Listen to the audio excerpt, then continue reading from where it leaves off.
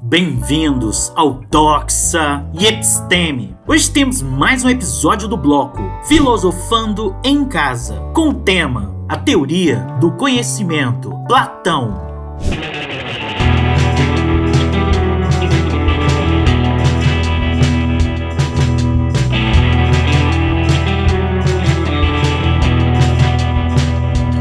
Maravilhar-se, eis aí um sentimento que tem tudo a ver com o filósofo. Com efeito, não é outra a origem da filosofia. Teteto, elementos biográficos. Sócrates, a figura do mestre. Descendente da alta nobreza ateniense, com uma promissora e brilhante carreira política diante de si, Platão se encontra com Sócrates, de quem se torna aluno. Abandona então as suas aspirações políticas e se volta para a filosofia. Desse modo, é difícil, em sua obra, diferenciar as ideias socráticas das platônicas. E é por tais diálogos e pelos escritos de Xenofontes que conhecemos aquele que denominamos tradicionalmente como o pai da filosofia. Ateniense, Sócrates nasceu em 470 AC, de um pai escultor e de uma mãe parteira, com quem gostava de fazer comparação, ao afirmar que ele, através dos seus incessantes questionamentos, era também uma espécie de parteiro das mentes, da verdade que os seres humanos têm dentro de si. Acusado de corromper a juventude e de não acreditar nos deuses da cidade, Sócrates foi condenado a beber a cicuta, um veneno mortal, e morreu em 399 AC, a virada, a idade da maturidade. A morte de Sócrates teve uma influência considerável na vida de Platão. A partir desse momento, ele escreve para compreender como a justiça pode ser tratada com tanto descaso na cidade. E em 387, Platão funda a Academia, a escola de filosofia de imenso sucesso, que levará suas doutrinas adiante até o século VI d.C. Aristóteles foi seu aluno, mas sobre ele falaremos em outro vídeo. Platão escreveu um considerável conjunto de obras. Podemos citar as principais: Mênon, Apologia de Sócrates, O Banquete, A República, o Teteto e Timeu. Teses essenciais. Platão escreveu diálogos, e isso não foi por acaso. Sócrates, com efeito, passava a maior parte do seu tempo em diálogos com seus interlocutores. Marginal e magistral, Sócrates encarnava a figura típica do crítico, que ironizava as opiniões recebidas da multidão.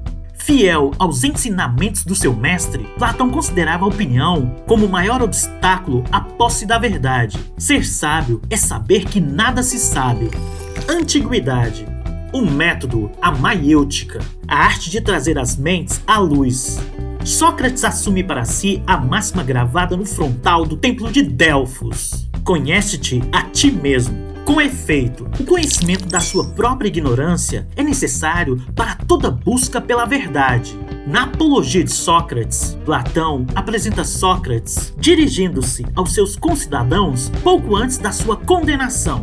Em seu discurso, Sócrates conta que um dia o oráculo de Delfos afirmara a um de seus amigos que ele era o mais sábio dos homens. Inicialmente surpreso, ele repetia que não tinha nada a ensinar. Compreendeu então que, na verdade, o que havia de mais sábio era exatamente a consciência de que nada sabia. Sobre esse aspecto, ele se opõe aos sofistas, mestres itinerantes de sua época, que propunham ensinar a retórica aos jovens ávidos de poder político e consideravam o discurso um meio de persuasão e de dominação. Para Platão e Sócrates, o logos, a palavra, deve ser vetor de saber, não de dominação. Sócrates questionava e criticava a opinião de seus interlocutores, de modo a levá-los a descobrirem a verdade. A maiêutica é essa arte de fazer nascer nas mentes a verdade que existia dentro de cada um dos seus interlocutores. A maiêutica se serve da dialética, um movimento ascendente por meio do qual a mente passa da multiplicidade do sensível à unidade da ideia, das aparências à realidade. Em sua célebre Alegoria da Caverna, Platão ilustra com imagens essa ascensão dialética, a dicotomia mundo sensível e mundo inteligível. Se os homens são facilmente seduzidos pelas opiniões, isso acontece porque eles se apegam aos seus julgamentos, às aparências, procedentes do mundo sensível, o mundo acessível aos sentidos. Ora, o mundo sensível, marcado pela matéria, é o lugar da particularidade, da mudança e da aparência. Esse mundo não é mais que uma pálida cópia do mundo inteligível, o mundo das ideias, daquelas realidades verdadeiras, modelos de todas as coisas. Esse dualismo que admite a existência de dois mundos concilia as concepções contraditórias de Parmênides, que segundo o qual o ser é imóvel, e de Heráclito, que afirma o vir a ser incessante de todas as coisas. O mundo inteligível, exclusivamente ligado ao espírito, deve se compreender como lugar da verdade imutável, eterna e absoluta. Saber, por exemplo, que a justiça se supõe ir além dos exemplos particulares de julgamentos justos, sempre incompletos e imperfeitos, que dão apenas uma visão parcial e infiel da justiça, de modo a identificar a ideia mesma da justiça, do qual qualquer ato justo participa. A teoria da reminiscência. Tal ascensão somente é possível devido à reminiscência, isto é, lembrança. A alma recorda das ideias que estão nela e foram esquecidas no momento de sua encarnação no corpo. Pois, se podemos descobrir aquilo que não sabemos ainda, é porque possuímos em nós, escondido, o objeto da nossa busca. A política, a busca da ordem. Escandalizado pela condenação injusta de Sócrates, Platão aborda o problema político em seus diálogos e apresenta uma concepção inovadora de governo, fundada na ordem e no respeito da hierarquia. Na sétima carta, ele reconhece: todos os estados atuais, sem exceção, são mal governados. E é somente pela filosofia que se pode discernir todas as formas de justiça política e individual.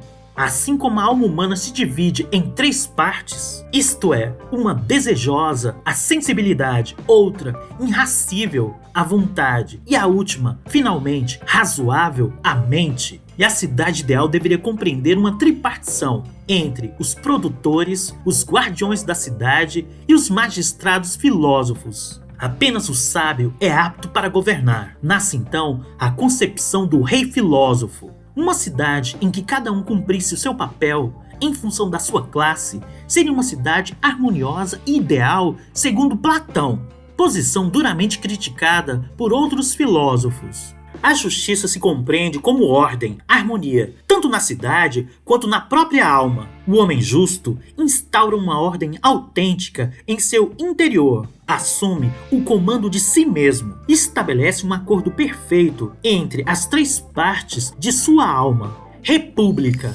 A arte, uma imitação enganosa. A obra de arte é uma imitação enganosa e fonte de ilusão. Ela é apenas uma cópia da cópia. De fato, o leito pintado pelo artista é uma cópia do leito feito pelo artesão, que por sua vez é uma cópia da ideia de leito. Enquanto imitação, portanto, a arte deve ser banida da cidade ideal. A arte de imitar está assim, diante do verdadeiro, e se ela pode reproduzir tudo, isso se deve, parece, ao fato de apenas tocar uma pequena parte de cada coisa, e esta parte nada mais é do que um fantasma. República. Oi, caso você tenha gostado do vídeo, dê um like, assine e compartilhe com os amigos. Todo comentário é bem-vindo. Forte abraço e vitória sempre!